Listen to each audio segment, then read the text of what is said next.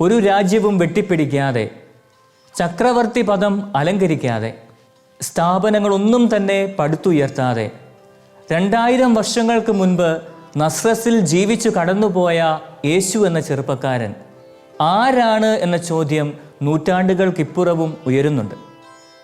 ക്രിസ്തുവിനെയും ക്രൈസ്തവരെയും അവഹേളിക്കുവാനും ഇല്ലായ്മ ചെയ്യുവാനും നിരവധി ശ്രമങ്ങൾ ഒളിഞ്ഞും തെളിഞ്ഞും നടക്കുമ്പോൾ ഇന്നത്തെ സുവിശേഷ ഭാഗം നമ്മുടെ മുൻപിൽ ഉയർത്തുന്ന ചോദ്യം ഇതാണ്: ക്രിസ്തു ആരാണ്? നീ ആരാണ് എന്ന യഹൂദരുടെ ചോദ്യത്തിന് താൻ ആരാണെന്നും തൻ്റെ ഉത്തരവാദിത്വം എന്തെന്നും മനസ്സിലാക്കി കൊടുക്കുന്ന ക്രിസ്തുവിനെയാണ് ദനഹാകാലത്തിലെ 2ാമത്തെ ഞായറാഴ്ചയായ ഇന്ന് സുവിശേഷ ഭാഗത്തിൽ നാം കണ്ടുമുട്ടുന്നത്. ഇന്നത്തെ സുവിശേഷ ഭാഗത്തിലുടനീളം തന്നെ വെളിപ്പെടുത്തി തരുന്ന ക്രിസ്തുവിനെയാണ് നാം കണ്ടുമുട്ടുന്നത്. താൻ ആരെന്നുള്ളതിൻ്റെ 2 വെളിപ്പെടുത്തലുകളാണ് ഈശോ നൽകുന്നത്. ഒന്നാമതായി, ഞാൻ മുകളിൽ നിന്നുള്ളവനാണെന്നും ഈ ലോകത്തിൻ്റേതല്ല എന്നും. രണ്ടാമതായി, ഞാൻ അയക്കപ്പെട്ടവനാണെന്നും എന്നെ അയച്ചവൻ എൻ്റെ കൂടെയുണ്ടെന്നും ഈശോ യഹൂദർക്ക് വ്യക്തമാക്കി കൊടുക്കുന്നു. ഈ ദനഹാകാലത്തിൻ്റെ 2ാമത്തെ ഞായറാഴ്ച തന്നെ നമുക്ക് വെളിപ്പെടുത്തി തരുന്ന ക്രിസ്തുവിനെ തിരിച്ചറിയുവാൻ വചനഭാഗത്തിലൂടെ നമുക്ക് പരിശ്രമിക്കാം. ഒന്നാമതായി, ഞാൻ മുകളിൽ നിന്നുള്ളവനാണെന്നും ഈ ലോകത്തിൻ്റേതല്ല എന്നും നാം എല്ലാം താഴെ നിന്നുള്ളവരാണെന്നും ഈ ലോകത്തിൻ്റേതാണെന്നും ഈശോ പഠിപ്പിക്കുകയാണ്. ലോകം തിന്മയാണെന്നോ ലോകത്തിൽ ജീവിക്കുന്നവർ ദൈവരാജ്യം സ്വന്തമാക്കില്ല എന്നൊന്നുമല്ല അവിടുന്ന് പഠിപ്പിക്കുന്നത്. മറിച്ച് ലോകത്തിലായിരുന്നു കൊണ്ട് ലോകത്തിൻ്റേതല്ലാതായി ജീവിക്കുവാൻ അവിടുന്ന് നമ്മോട് ആവശ്യപ്പെടുകയാണ്. സുവിശേഷത്തിലൂടെ കടന്നു പോകുമ്പോൾ ക്രിസ്തുവിനെ നാം കണ്ടുമുട്ടുന്നത് ചുങ്കക്കാരുടെയും പാപികളുടെയും സമൂഹത്തിൽ അവഗണിക്കപ്പെട്ടവരുടെയും സ്നേഹിതനായിട്ടാണ്. ചുറ്റുമുള്ളവരുടെ ജീവിതങ്ങളെ സ്പർശിച്ച് ആശ്വസിപ്പിച്ച് കടന്നുപോയവനാണ് അവിടുന്ന്. അതുകൊണ്ടാണ് വചനം ഇപ്രകാരം പറഞ്ഞു വയ്ക്കുന്നത്: അവൻ നന്മകൾ ചെയ്ത് കടന്നുപോയി. പ്രിയപ്പെട്ടവരെ, ലോകത്തിൻ്റെ കളങ്കമേൽക്കാതെ ജീവിക്കുക എന്നത് അസാധ്യമായിക്കൊണ്ടിരിക്കുന്ന ഒരു കാലഘട്ടത്തിലാണ് നാം ഇന്ന് ജീവിക്കുന്നത്.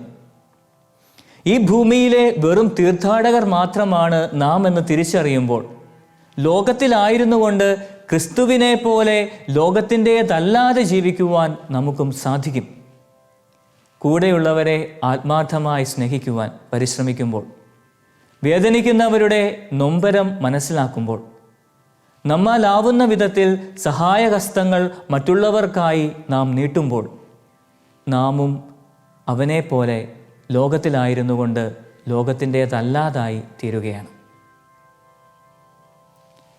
രണ്ടാമതായി, താൻ ഒറ്റയ്ക്കല്ല, തന്നെ അയച്ചവൻ കൂടെയുണ്ട് എന്ന അവബോധം ക്രിസ്തുവിനുണ്ടായിരുന്നു. സുവിശേഷങ്ങളിലൂടെ കടന്നു പോകുമ്പോൾ താൻ തനിച്ചല്ല, മറിച്ച് തന്നെ അയച്ച പിതാവ് തന്നോടൊപ്പമുണ്ടെന്ന് അടിവരയിട്ട് പറയുന്ന ക്രിസ്തുവിനെ നാം കണ്ടുമുട്ടുന്നുണ്ട്. ഇന്ന് മനുഷ്യൻ നേരിടുന്ന ഏറ്റവും വലിയ പ്രതിസന്ധി അത് ഏകാന്തതയുടേതാണ്. ആൾക്കൂട്ടങ്ങളിൽ പോലും തനിച്ചായി പോകുന്നവരാണ് നമ്മിൽ പലരും.